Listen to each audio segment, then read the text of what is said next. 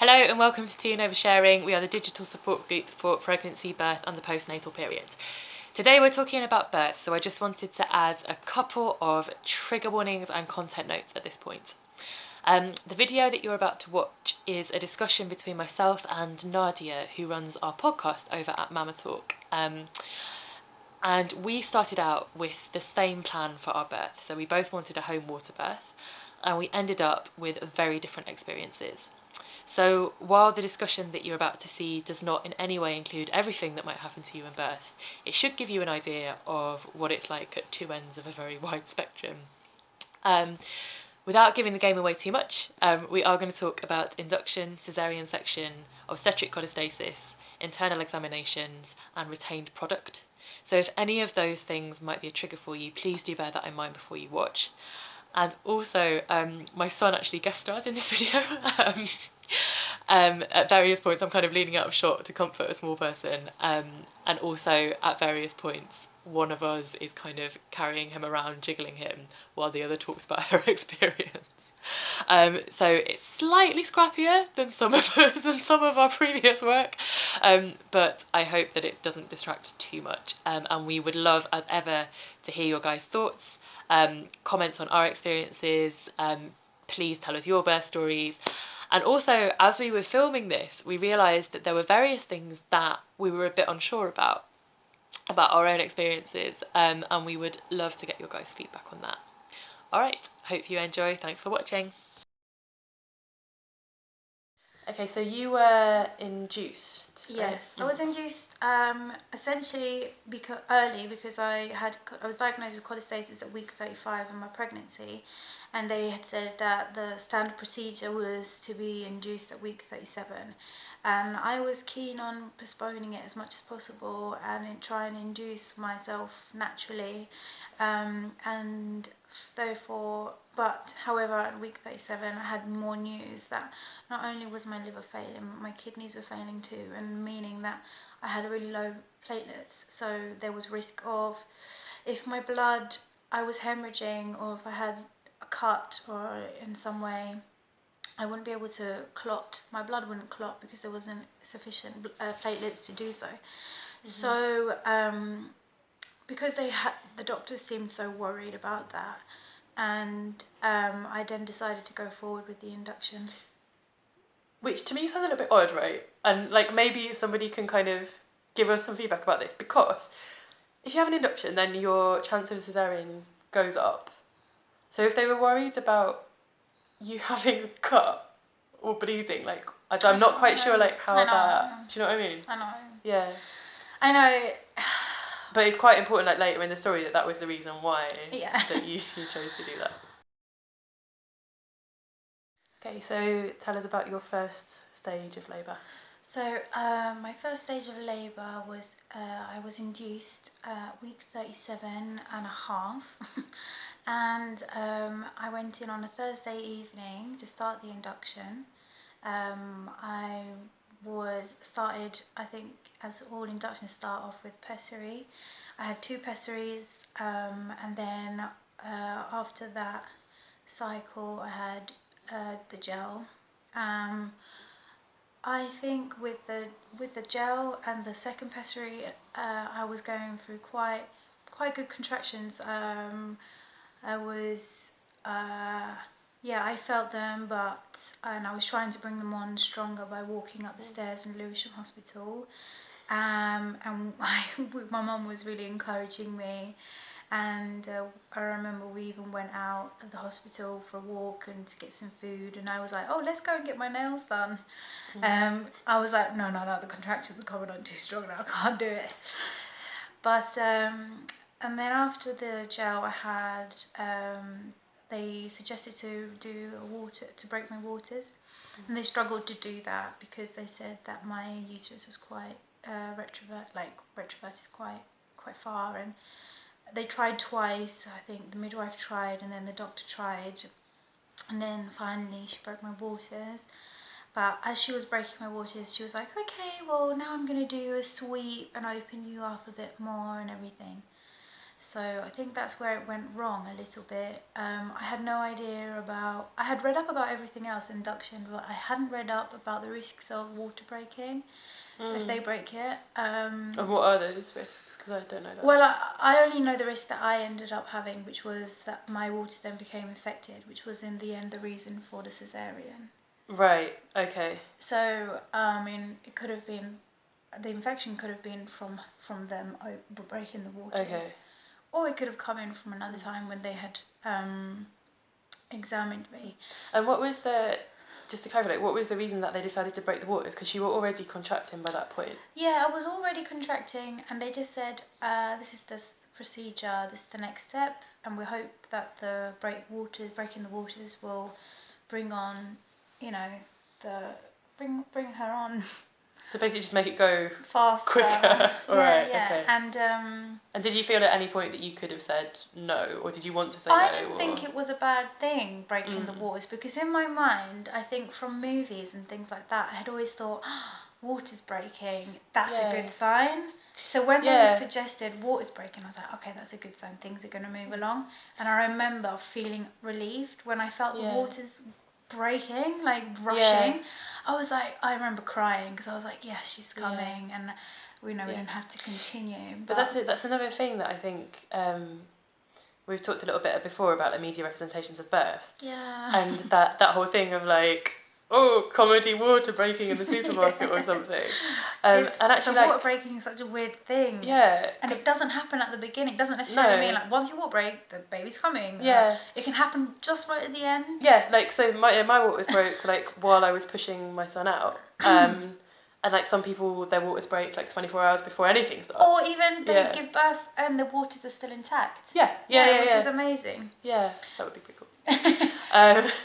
So I had the waters breaking, and then what they did is that they put me on the Pitocin drip as soon as that happened. Which is Syntocinon in the UK. Yeah, which is an artificial hormone that is meant to replicate oxytocin, which is meant to encourage the hormones and the contractions to come on stronger. So as soon as...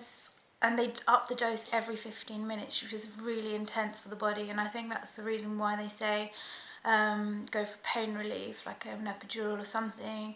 Yeah, you hear a lot about people being offered basically like a... Yeah. What's the word for that? Like a preventative when you do it before something. I don't know. Yeah, but basically they're like, get the epidural before you even put the drip in. Yeah. They were encouraging me to do that, but I was quite firm on not wanting any pain relief. I had to find, and for me, the breathing, meditative breathing was amazing for me for the contractions, and so I just didn't want any more intervention. So I didn't have any, and also because my platelets were low, I don't think there was quite a risk with those things. So I went into labour on the day of my 39-week midwife appointment. And basically what had happened was my midwife, who is completely lovely, and I've raved about her before and will continue to, did one thing throughout the whole antenatal and postnatal period that grated on me, which was that she started talking to me about induction at 38 weeks. And I said then, like... I don't even want to consider that until 42 weeks, provided that everything is normal, which was a decision based entirely on my personal circumstances. So she was like, okay, well, based on that, I will give you a sweep at 39 weeks because you want to avoid induction. And I kind of felt like it's quite a good thing that I'd done my research about what a sweep was, because basically what it is they stick their hand up your vagina. Stick your hand in. And separate the bag of waters from your cervix. And this has like a 50% chance of potentially starting contractions. But there is a risk associated with that, with an introduction of infection. And and also I was kind of like, well, I want to avoid induction. That is still induction. Do you know what I mean? And it was kind of presented to me as like, this is what will happen, rather than, would you like this, let's have a talk about it, which, as we've talked about before, has kind of been a running theme of the whole pregnancy and birth experience. So at 39 weeks, she just kind of went, okay, I've decided not to do it because there's not enough privacy, which thankfully meant that I didn't have to have the awkward conversation where I was like, actually, I'm going to decline that. It was meant to be. Yeah, but then so I stomped home with my husband ranting about obstetric paternalism, and he bought me a wheel of camembert to calm me down, and we were watching a documentary together. And I kind of thought because of the camembert that I had really bad indigestion. So I was like on all fours, like rocking, being like, oh man, like I can't get rid of this wind. When will it end? And then it turned out it wasn't wind, it was contractions. So I went and got all my labour notes out because I was having a home birth. And not my labour notes, my birth plan and like all of the scans and things that I'd had done in Hanoi and in the UK.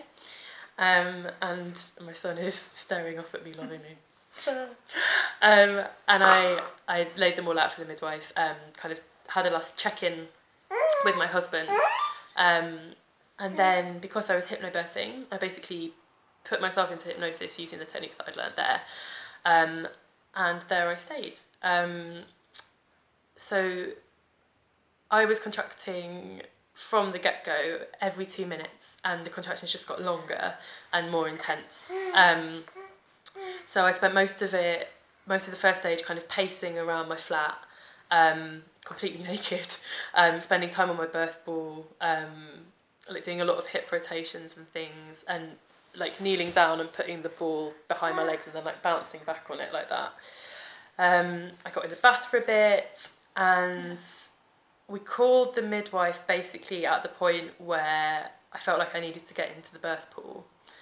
And I guess like for me this was like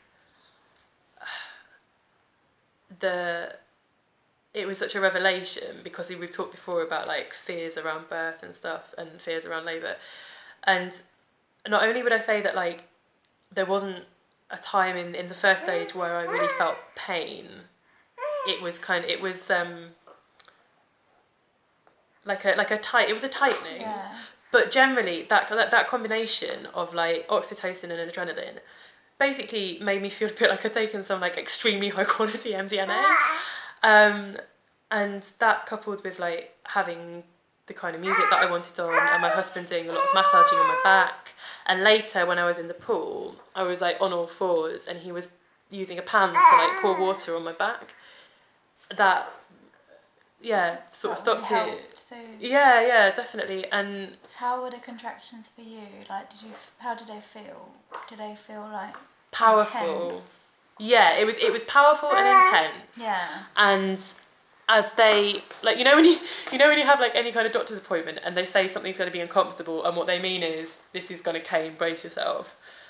Like this was actually like what I would call uncomfortable. Yeah, it was like uncomfortable. Yeah. I remember what helped me through the contractions was feeling like letting it go, like just letting it be, letting it happen, letting it not fighting it. And knowing that in about like the breathing that I did lasted like 3 counts, and I knew that after the 3 counts there would be a moment of relief. Yeah. So I knew that it was I think okay. that was crucial. Like in the first stage when you have that break between contractions, and you can use that time to just kind of gather yourself back together before you go into it again.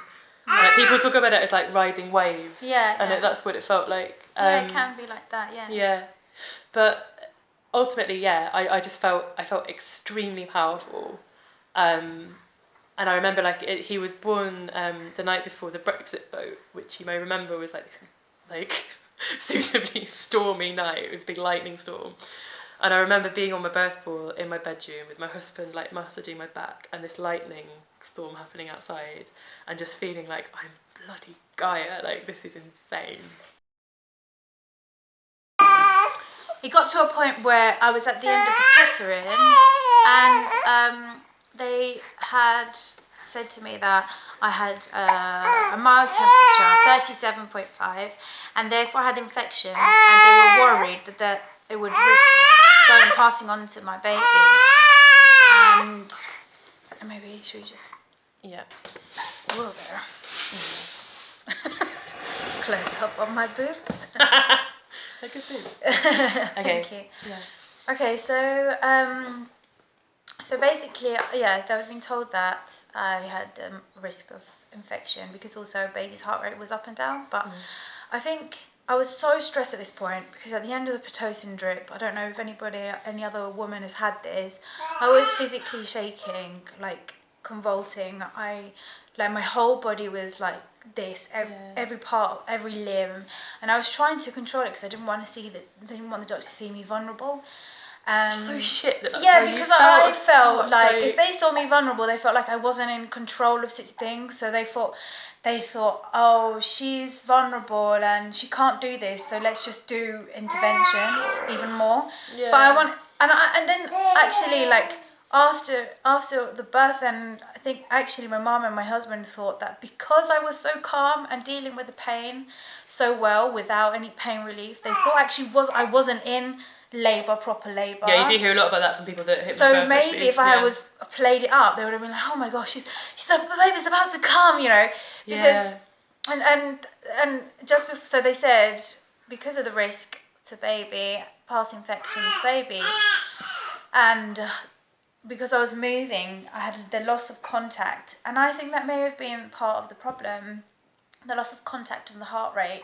I was stressed, so maybe that was the reason why baby's heartbeat was so high, but who knows? And the syntocin as well. And the syntocin, So all of those things, but in the end they were like really pushing, saying it's a real emergency, you need to get this baby out, and then they said let us just internally examine you, see how many centimeters are dilated, and they said I was only 3 or 4 at this point, and 3-ish. But weird thing, when they internally examined me, it was a midwife or a nurse, I can't remember, and she was literally like this: "You're just 3." And that's it. And I remember me, my husband, my mum were all shocked, and we were saying, Can you really tell how many centimeters dilated with like 1 second in and out? Yeah. And she was like, yeah. And then I said, I want you to check me again. And then the doctor checked, and he was just like, yeah. So I felt a bit like they weren't being honest. But in the end, I said, okay, we'll do the cesarean. I spoke to my husband. I said, look, please give me 15 minutes to speak to my husband. And even that, they were like, no, it's an emergency. You can't wait any longer. And I was just, I was rushed to do it. So I had the cesarean. And even though I didn't want a cesarean, I had actually asked for an elective cesarean in my birth plan instead of a Pitocin drip. But they had kind of pushed me into that procedure, Pitocin drip, to saying that this is policy, this is their procedure, this is what happens with induction. So I had gone along with it in the end. But they had also said because my platelets were so low, they didn't want to risk doing a cesarean.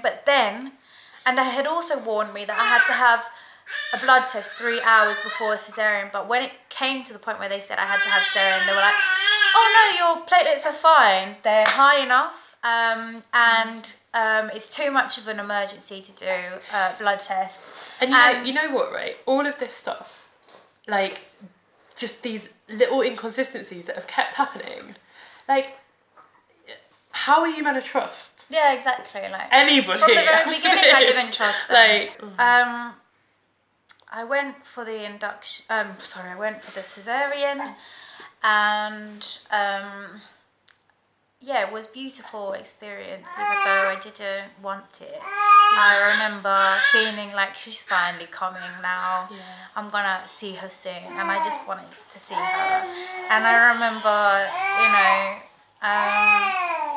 I just remember hearing her first cry, and it was so beautiful. Yeah. It just, like, I was like, oh, she's here. Like, it's it done. It does make your face do it's that done. as well. Yeah. It's just, it's amazing. And then stitched me up. And yeah, it does take, they say, you know, it's really quick for baby to come out, 5 minutes, and it is, and then it's longer for them to stitch up, and it does feel weird. It feels like your insides are being pulled, like, you know, and it's strange. But then after everything you've been through, that's the last of your, you know, and you've got your baby there, so you don't really care. Okay. So one thing I wanted to say as well that I think was a mess up on their behalf was, I think the attitude behind it. I remember, I can't remember who exactly it was, but I think a doctor or a midwife had gotten, when I had said I wanted a break from the monitoring, or I just wanted to have 15 minutes with my husband to talk about a procedure they were asking me to do. And I had said, you know, can you please just give me this? And they'd say, turn around, and they said to me, it's our responsibility that this baby comes out alive. And I remember thinking, seriously, fuck you. Yeah. How dare you say that to me in the middle of labour? Like, how, I mean, do you really think I'm going to go home if my baby dies and be okay and be happy and everything is normal, it's fine?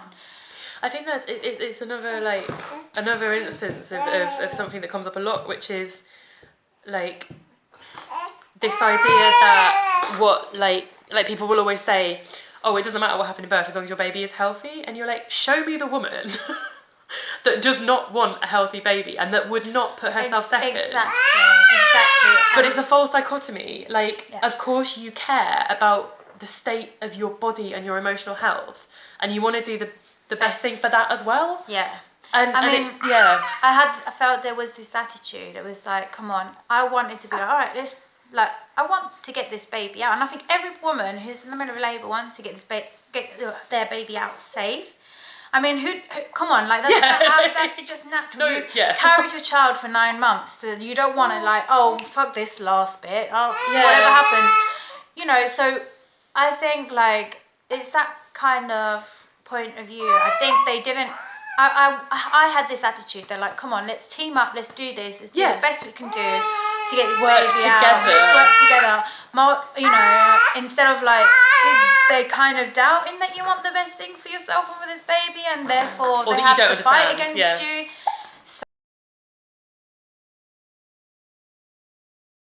Okay, so Nadia is currently looking after my little one while I tell you about my second stage. So all through the first stage, I felt like I'd been dealing with my contractions with a mixture of hypnosis and breathing and being able to move around and try different positions and different movement and stuff. And then the bit between the first stage, where your contractions are opening your cervix, and the second stage, where you're pushing the baby out, is called transition. And this was when it really, really did hurt, actually. And there was a period of what my husband told me was about half an hour, but by that point I had no idea what time was doing, time or space. And I remember at that point saying I don't think I could do it. And testament to my midwife, who had obviously seen this a lot, she was like, look, see how your next couple go. Because I was kind of demanding immediate hospital transfer. And she was completely right. Like, I got through the next couple, and I took the gas and air, which really helped. Gas and air, by the way, incredible. Spent a lot of time afterwards wondering what I could do to be in a position where I could have some again, because it was really nice.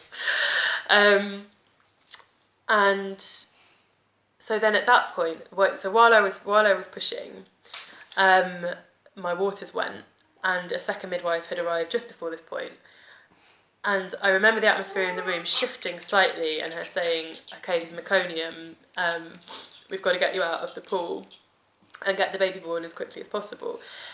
And yeah, again, testament to them, because I think, and midwives watching, please correct me if I'm wrong, but I think they were probably starting to think at that point, like, maybe we will have to transfer, and you know, there are several things that can go wrong with meconium and water. But other than feeling it shift a bit, I didn't feel any kind of panic from them. And by that point, the adrenaline was so high, and I felt like I'd had another hit of the MDMA, and I was so pumped up. that when they got me on the sofa, I was kind of squatting and going between that and being on my hands and knees. And I got him out within half an hour. And I remember, so in my birth plan, I'd said when the head starts crowning, to use a perineal compress. So the midwife put her hands on my perineum with a hot towel and kind of like ease the head out so that I didn't tear. But as it was, I basically was like so pumped up on gas and air and adrenaline and Gaia energy that I just shot him out like a bowling ball. And I ended up with a secondary tear. But I mean, I didn't actually feel it. And as soon as he was born, I heard him cry.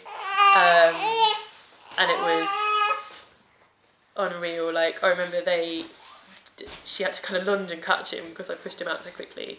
And she passed him like through my legs up to me.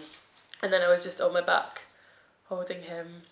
And he was this tiny little beautiful being with translucent ears and like, oh, yeah.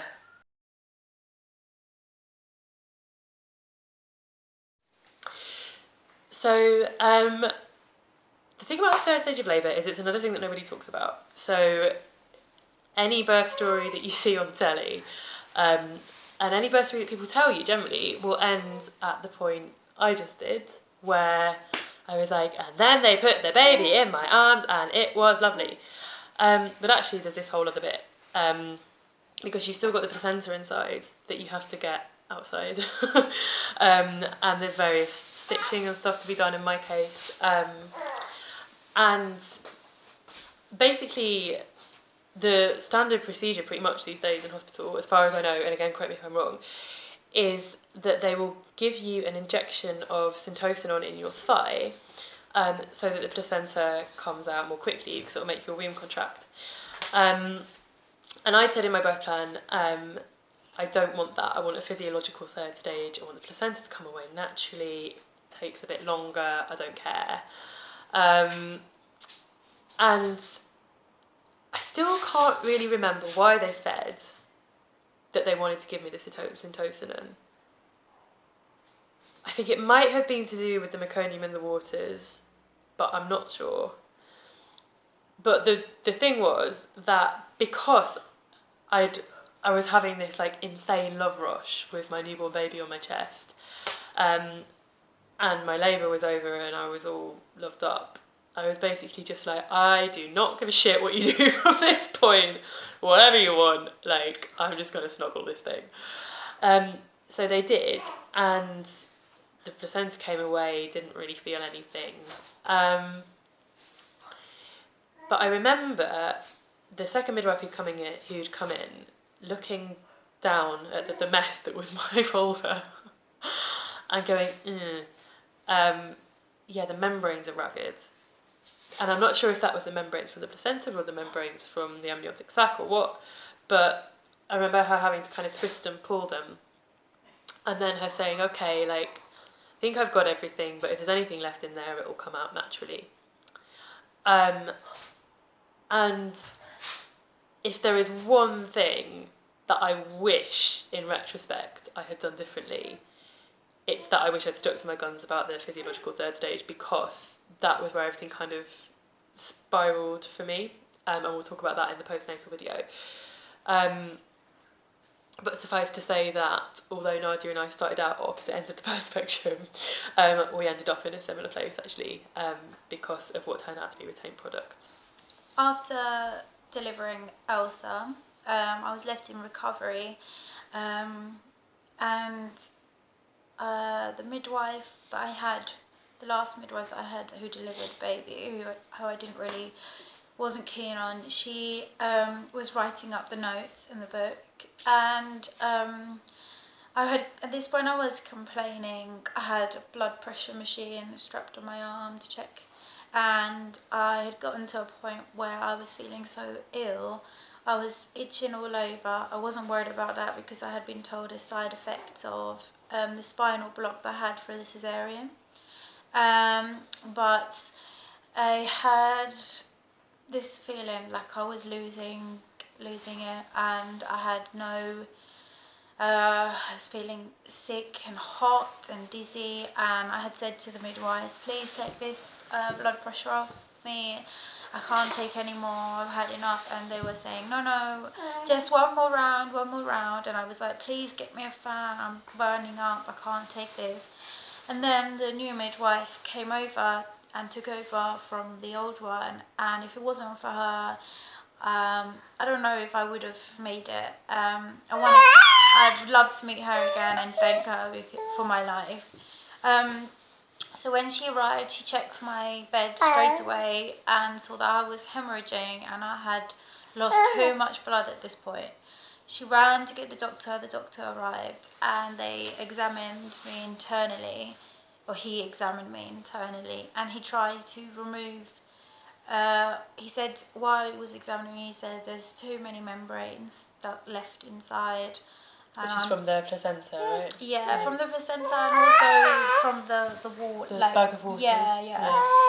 So, he said, I'm going to have to try and remove it manually. So he had one hand on top while he had one hand inside. And he was pressing down very hard.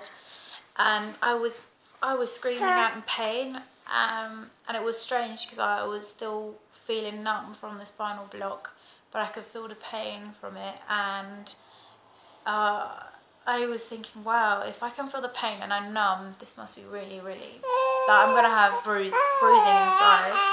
Yeah. So he did that, and he said there's too much left inside and I can't remove it all manually. We're going to have to put you into surgery again and reopen up.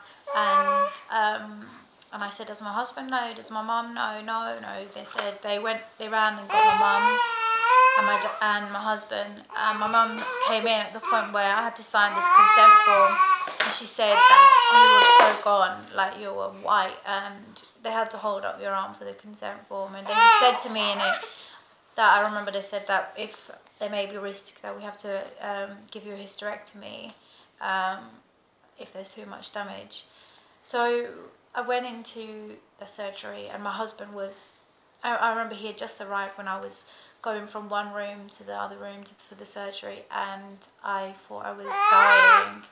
I thought that was my last moments, and I was asking him to pray with me, and I remember feeling a sense of peace, that I knew that it was okay because my baby was here and he was with my baby, and they would be fine together. So what advice would you give to somebody who'd been in your position, so with cholestasis? Okay, well, with cholestasis, if you're diagnosed with it, there's a lot of pressure for induction, and I found they weren't sure really what was the best thing to do. I was told that there was a risk of stillbirth from the beginning once I was diagnosed, and that they really pressed for that. And the percentages I was told was 1% more.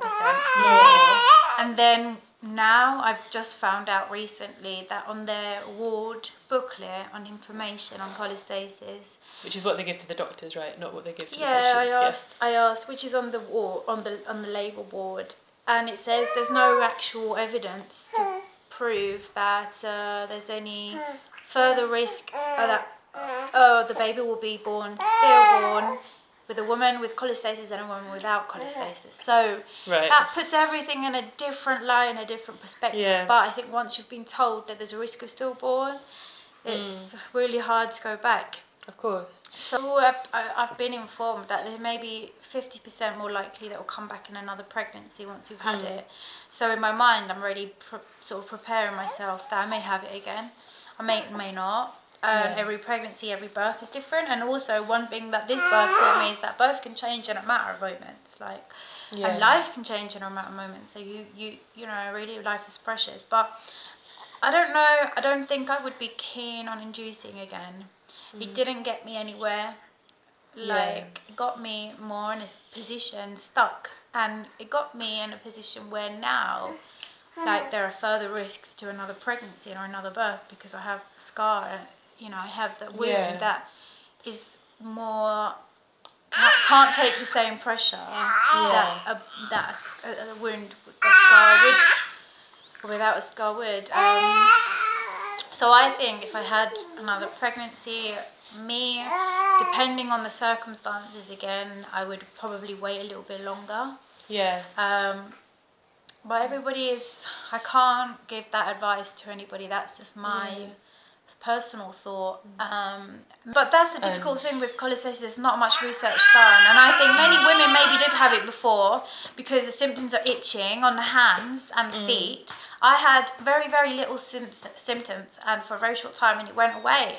And that's why I wasn't worried about it. But some women have extreme symptoms, and in other countries, they treat the woman based on the symptoms. They'll induce the woman because she can't cope with the symptoms anymore, not because of the risk of stillbirth. So, but because there's not much research done, it's really hard to make the right decision, responsible decision for yourself. Because from your experience of your labour and your birth, how would you give other women maybe your advice and your perspective?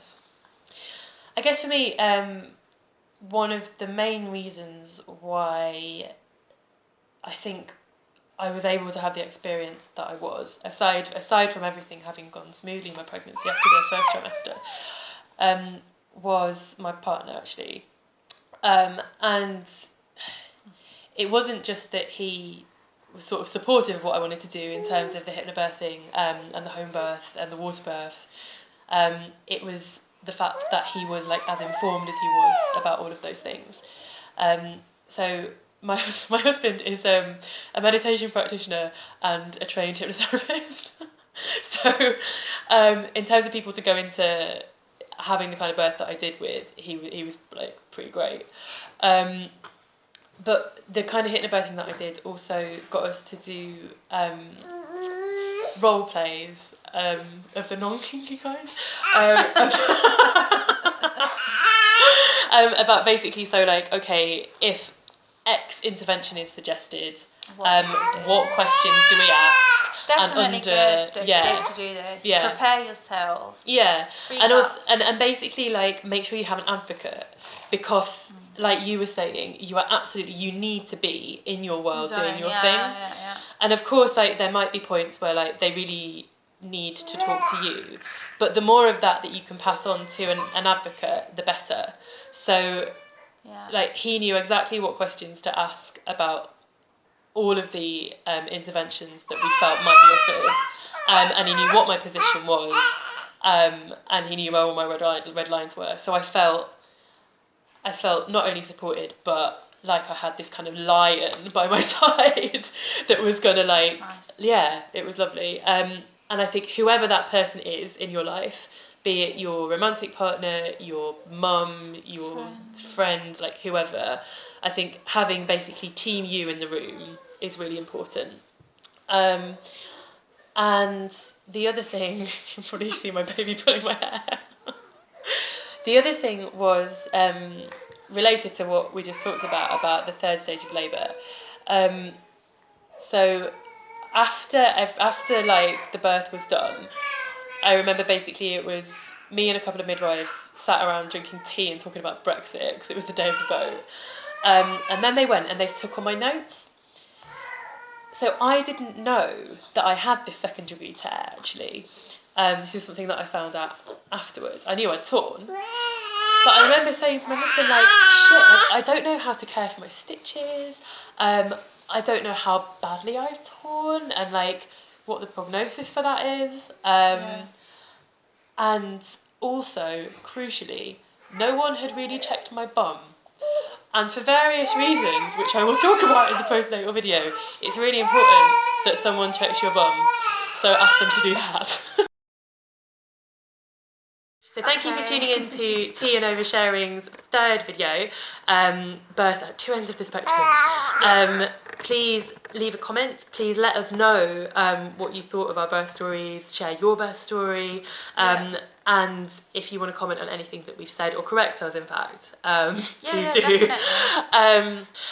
So you can subscribe to the... Whoa, my little boy is pushing the table around. Thank you, love. You can subscribe to the YouTube channel. You can find us on the Facebook group, which is in the description to this video.